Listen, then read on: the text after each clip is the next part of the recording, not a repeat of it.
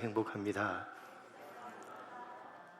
우리가 차례대로 살펴보고 있는 사무엘서는 사사시대 말기로부터 왕정시대가 안정이 될 때까지의 이스라엘 역사에 대한 기록입니다. 마지막 사사인 사무엘, 초대왕인 사울, 그리고 두 번째 왕인 다윗을 중심 인물로 해서 기록을 하고 있습니다. 극도로 타락했던 사사시대를 마무리하고 새로운 왕정시대를 시작해서 그 왕정시대를 안정시키신 분은 사무엘도 아니고 사울도 아니요 다윗도 아니었습니다. 그분의 이름은 하나님이셨습니다. 그래서 이 책의 제목이 그분의 이름은 하나님이라는 뜻을 가진 쉐무엘, 사무엘서인 것입니다. 우리는 성경을 읽을 때 등장하는 사람을 주목합니다. 물론 필요한 일이기는 하지만 그러나 보다 근본적으로는 하나님을 주목해야 되고 하나님을 읽어내야 되는 것입니다. 성경이 드러내고자 하는 주인공은 사람이 아니라 하나님이시기 때문입니다. 타락했던 사사시대를 마무리하신 분도 새로운 왕정시대를 시작하신 분도 그 왕정시대를 시키셨던 분도 다름 아닌 하나님이셨습니다. 하나님께서는 극도로 타락했던 사사시대의 막을 내리시고 새로운 왕정시대를 열어가시는데 그 일을 한나라고 이름하는 무명의 한 여인을 통해서 시작을 하십니다. 남자도 아닌 여자를 통해서 유력하고 능력이 있는 사람이 아닌 저 산골 무명의 여인, 그것도 자식을 낳지 못하는 불임이라는 지극히 개인적인 문제 때문에 마음의 격분을 가지고 기도했던 한나를 통해서 여시는 것입니다. 이 모든 일들을 하나님께서 하신 것이라고 분명하게 밝히면서 사무엘서를 시작하고 있는 것입니다. 한나는 불임이라는 지극히 개인적인 문제를 가지고 성전으로 가서 하나님께 기도를 합니다. 그리고 그 기도를 통해서 하나님께서는 사무엘이라는 아들을 허락하심으로 사사시대를 마무리하고 왕정시대를 시작하십니다. 여러분, 사무엘이 무슨 뜻이라고요? 그분의 이름은 하나님이라는 뜻입니다. 사사시대를 마무리하신 그분의 이름은 하나님이시며 왕정시대를 시작하신 그분의 이름은 하나님이라는 사실을 성경이 분명하게 밝히고 있는 것입니다. 지난번에 살펴봤듯이 한나는 불임이라는 지극히 개인적인 문제를 가지고 성전으로 가서 간절하고 절박하게 하나님께 기도를 했고, 그렇게 기도한 이후에 그녀의 얼굴에 다시는 근심빛이 없었습니다. 왜요? 기도를 하자 그녀에게 임신의 조짐이 나타났기 때문이 아니었습니다. 기도를 하자 아들을 낳지 못한다고 조롱을 하고 괴롭히던 분인나가 그 조롱과 괴롭힘을 멈추었기 때문이 아니었습니다. 절박하고 간절하게 기도를 했지만 여전히 임신의 조짐은 나타나지 않았고 분인나의 조롱과 괴롭힘은 멈추지 않고 계속되었습니다. 간절하고 절박하게 기도를 했지만 아무것도 달라진 것이 없었습니다. 그럼에도 기도를 하고 난 이후에 한나의 얼굴에는 근심빛이 사라졌습니다. 왜요? 한나는 자신이 가지고 있는 문제에 대한 결정권을 누구에게?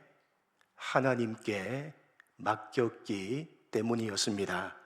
여러분, 살아계신 하나님을 섬기고 있는 기독교 신앙을 가지고 있는 우리들이 하는 기도는 미신이나 사람들이 만들어낸 호흡이 없는 이방신을 섬기는 사람들이 하는 기도와는 달라야 됩니다. 기독교 신앙을 가지고 있는 우리들이 하는 기도는 내가 가지고 있는 문제에 대한 결정권을 하나님께 넘겨드리는 것입니다. 여러분, 기독교 신앙을 가지고 있는 우리들이 하는 기도는 내가 가지고 있는 문제에 대한 결정권을 누구에게? 하나님께 넘겨 드리는 것입니다. 성경이 가르치고 있는 기도는 내가 결정한 것을 이루는 수단이 아니라 하나님께 결정권을 넘겨드리는 수단입니다. 여러분, 내가 가진 문제에 대한 결정권을 하나님께 넘겨드리는 것은 쉽겠습니까? 쉽지 않겠습니까? 쉽지 않습니다. 그래서 기도를 해야 되는 것입니다. 우리는 연약하고 연약한 인생이기 때문에 당연히 내가 결정한 것을 이루어 달라고 하나님께 기도를 할 수밖에 없습니다. 하나님 주시옵소서 라고 내가 원하는 것을 달라고 기도를 할 수밖에 없고, 그렇게 기도를 하는 것은 잘못된 기도가 결코 아닙니다. 우리는 그렇게 기도할 수밖에 없는 연약하고 연약한 인생입니다. 여러분, 우리 주님께서도 십자가를 앞에 두시고 이 잔을 내게서 지나가게 해달라고, 십자가를 지지 않게 해달라고 간절하고 절박하게 기도를 하셨습니다. 그러나 그렇게 내가 결정한 것을 이루어 달라고 하는 것이 기도의 전부라고 한다면 그것은 미신이나 이방신을 섬기는 사람들이 하는 기도와 별반 다를 것이 없을 것입니다.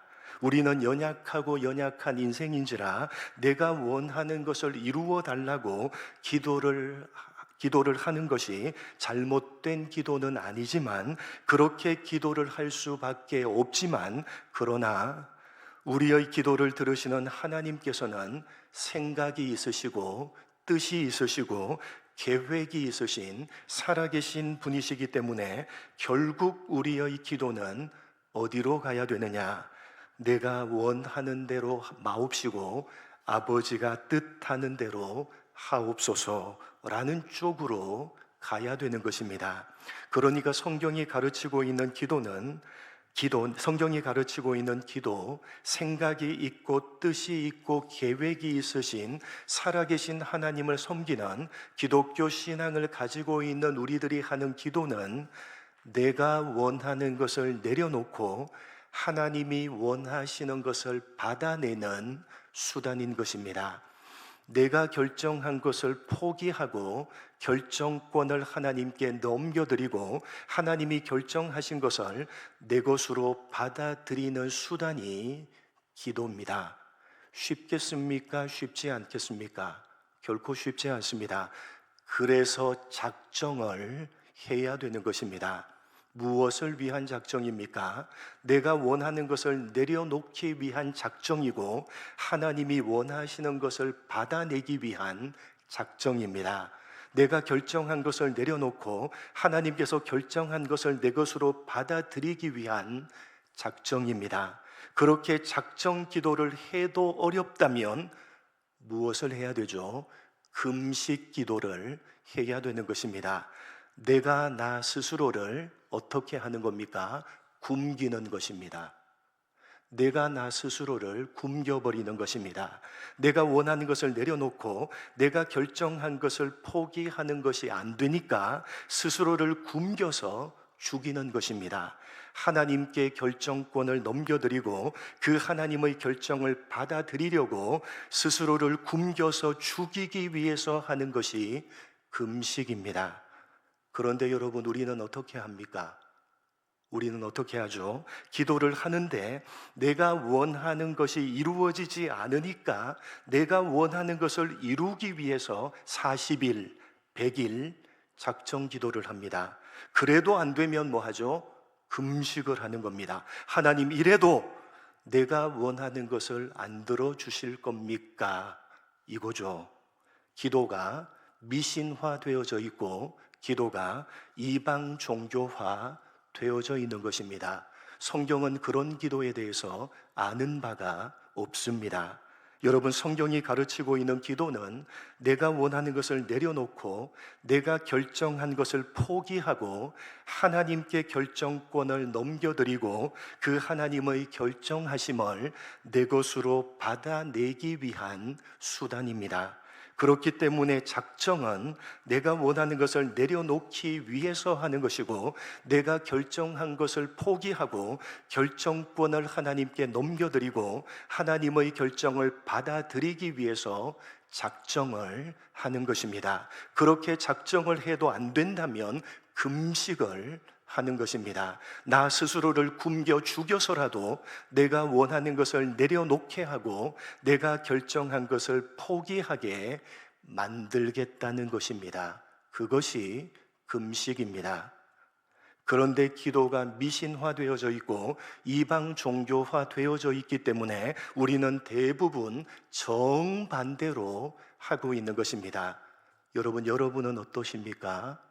여러분은 어떻습니까? 여러분, 오늘 한나를 한번 보시기 바랍니다. 한나는 기도한 이후에 다시는 그 얼굴의 근심빛이 없어졌습니다. 그녀가 기도한 대로 이루어졌기 때문이 아니었습니다. 아무것도 달라진 것이 없었습니다. 그런데 근심이 없어져 버렸습니다. 왜냐하면 하나님께 기도를 했기 때문입니다. 자신이 원하는 것을 내려놓았기 때문이고 결정권을 하나님께 넘겨드렸기 때문입니다. 어떤 결정을 하시든지 그 결정을 받겠다는 것입니다. 그래서 하나님께서 결정을 하셨는데 이렇게 결정을 하셨습니다. 오늘 본문 19절 20절, 결정권자이신 하나님께서 이렇게 결정을 하셨습니다. 같이 읽겠습니다. 시작.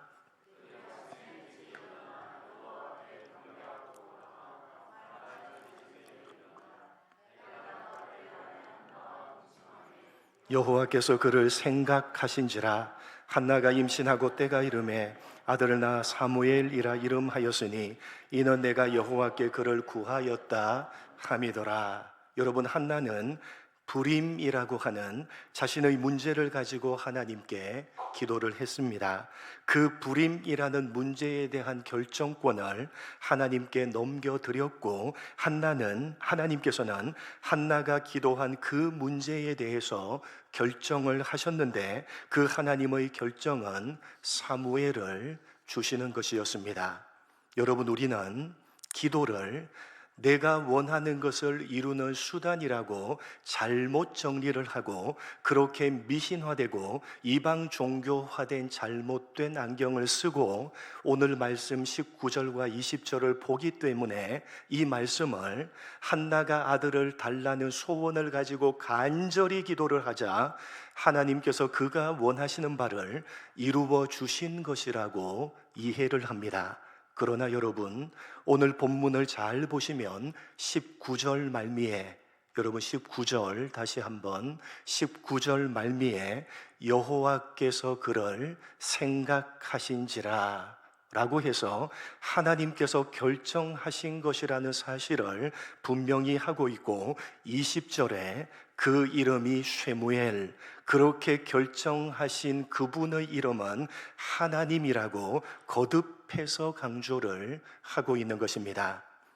이렇게 말씀을 드려도 우리가 쓰고 있는 잘못된 기도에 대한 안경이 너무 강력해서, 아니 목사님, 한나가 마음의 소원을 가지고 간절히 기도를 했기 때문에 하나님께서 한나를 생각하셔서 기도한 대로 그 마음의 소원을 이루어 주신 것 아닙니까? 그래서 20절에도 이는 내가 여호와께 그를 구하였다 라고 되어져 있는 것 아닙니까?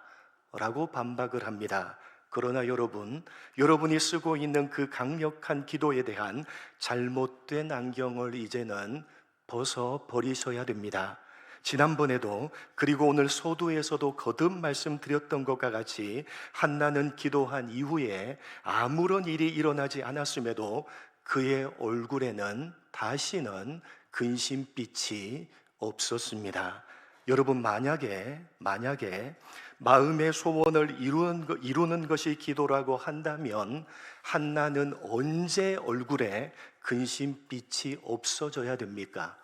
마음의 소원을 이루는 것이 기도라고 한다면 한나는 언제 그 얼굴에 근심빛이 없어져야 됩니까? 자신이 기도한 대로 마음의 소원이 이루어지고 난 다음에 하나님께서 한나에게 사무엘을 주셨다는 19절과 20절 다음인 21절에 그 얼굴에 다시는 근심빛이 없었다라고 해야 됩니다.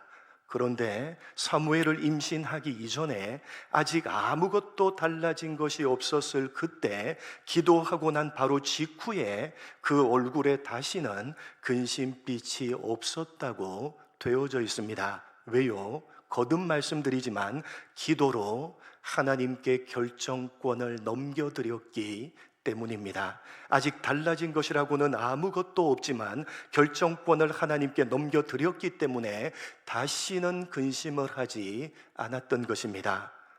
이렇게까지 말씀을 드려도 기도에 대한 잘못된 안경이 워낙 강력하기 때문에 또 이렇게 반박을 합니다. 목사님, 한나가 기도한 이후에 아직 아무것도 일어나지 않았지만 자신이 기도한 대로, 자신이 소원대로 이루어 주실 것이라고 한나가 믿었기 때문에 그 얼굴에 근심빛이 없었던 것 아닙니까? 여러분이라면 그렇게 할 수 있으시겠습니까?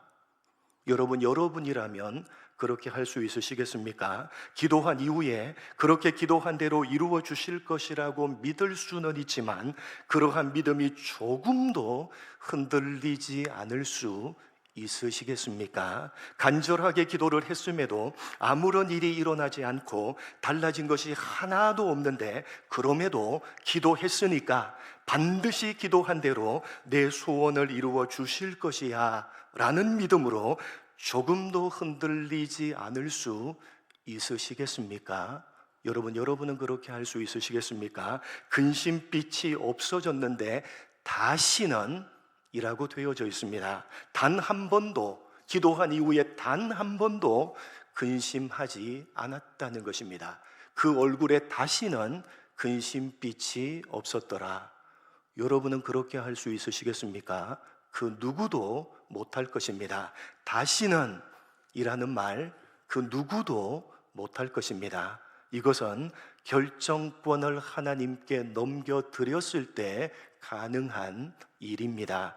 그래서 한나는 기도한 이후에 아직 아무런 결정이 내려지지 않았지만 어떤 결과가 주어지든지 간에 그 결정권을 하나님께 넘겨드렸기 때문에 다시는 그녀의 얼굴에 근심빛이 없었던 것입니다.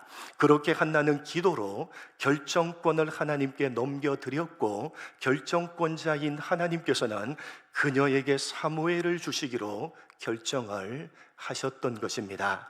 이러한 사실을 성경은 다시 한번 이렇게 강조를 하고 있습니다. 이어지는 21절로 23절입니다. 다시 한번 이렇게 강조를 하고 있습니다. 한 절씩 교독합니다. 그 사람 엘가나와 그 온 집이 여호와께 매년제와 서원제를 드리러 올라갈 때에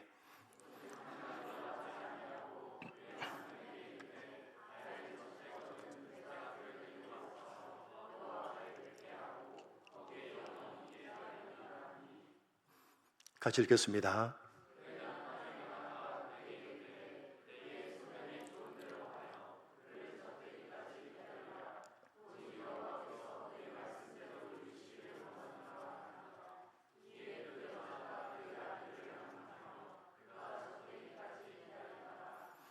여러분, 한나는 아들을 얻었습니다.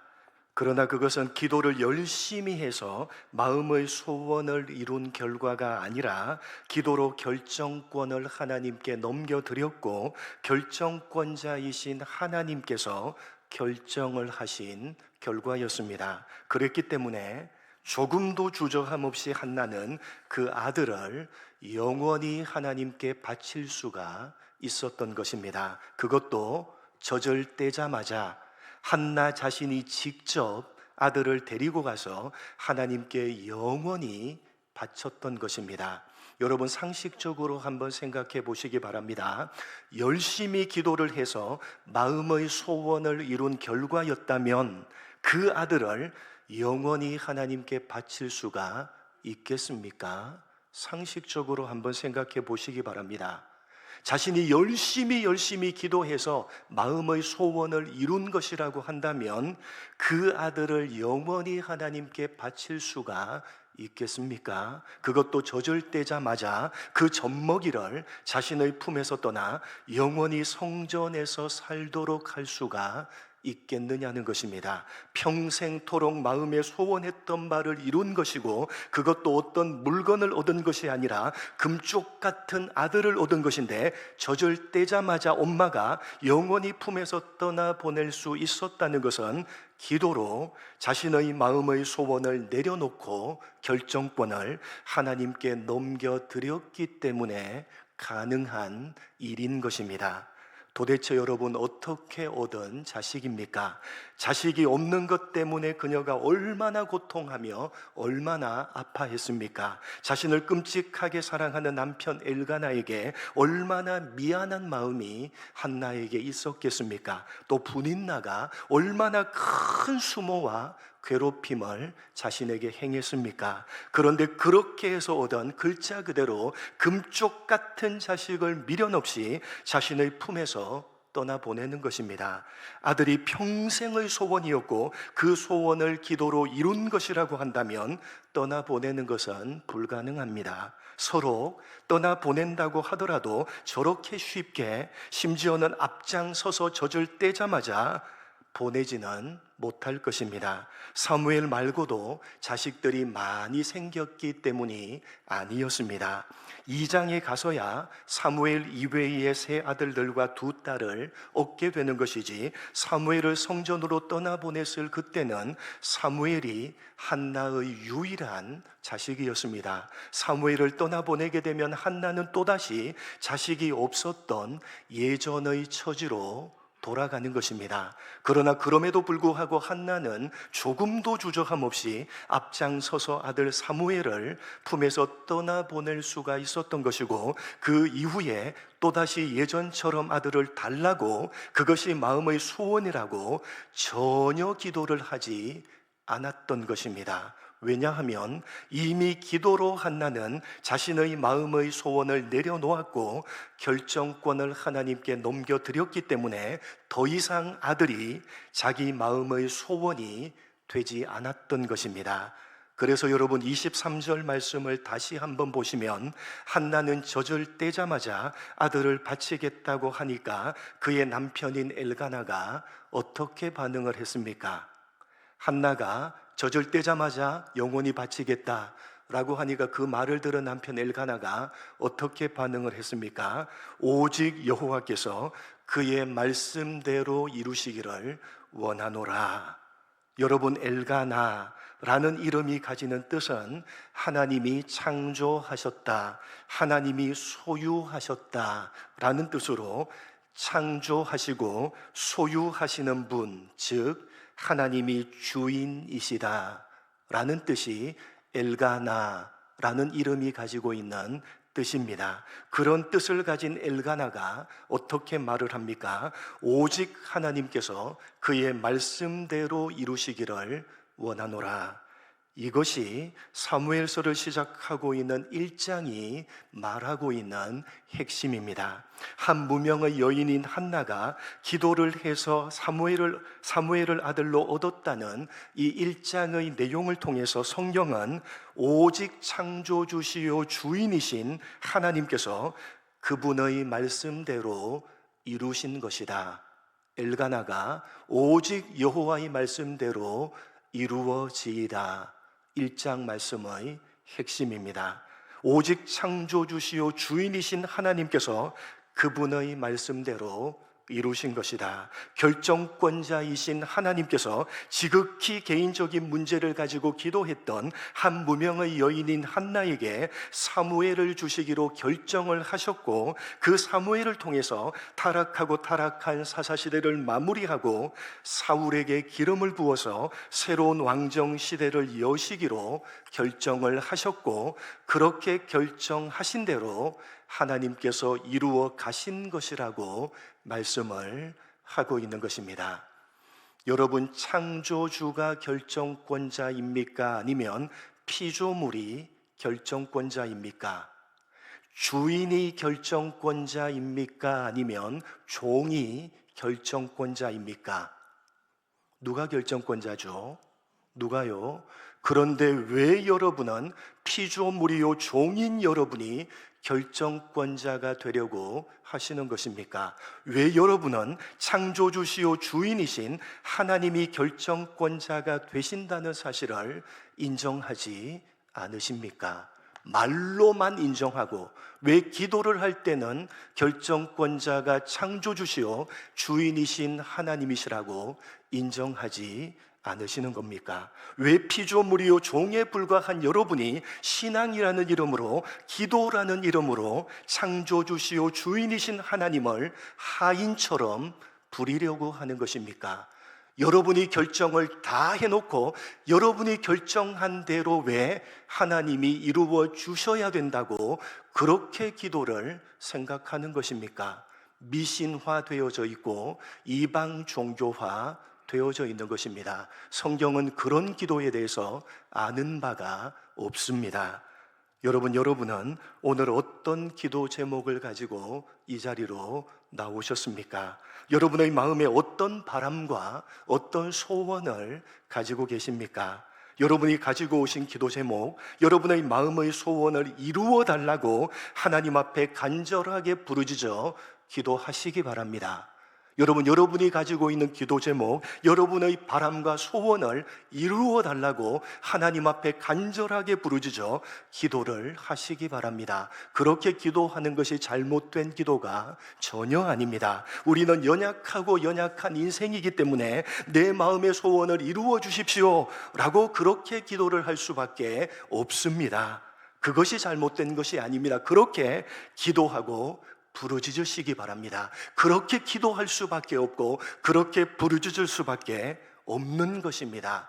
다른 핑계를 대지 마시고 기도하는 자리로 나오셔서 열심히 기도하시고 열심히 부르짖어 기도하시기 바랍니다. 내 소원을 이루어 달라고 간절하게 부르짖어 기도하시기 바랍니다.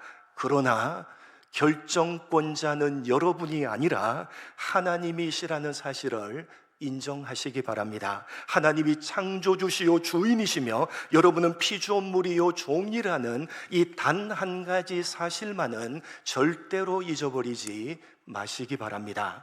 그렇게 하나님이 주인이시며 창조주시며 결정권자라는 사실을 인정하고 기억하면서 여러분이 여러분의 마음의 소원을 이루어 달라고 간절하게 부르짖어 기도를 하신다면 창조주시며 결정권자이신 하나님께서 여러분에게 가장 좋은 것으로 주실 것이며 여러분을 가장 좋은 길로 인도하실 것입니다. 여러분이 전혀 생각하지도 못했던 크고 비밀한 놀라운 역사를 부르짖어 기도하는 여러분을 통해서 이루어 가실 것입니다. 누구를 통해서요? 간절한 자신의 개인적인 마음의 소원과 바람을 가지고 기도하는 자리로 나와서 간절하게 하나님 앞에 내 마음의 소원을 이루어 달라고, 내 마음의 바람대로 이루어 달라고 하나님 앞에 간절하고 절박하게 부르짖어 기도하는 그 사람을 통해서 하나님께서는 하나님의 뜻을 이루어 가실 것입니다.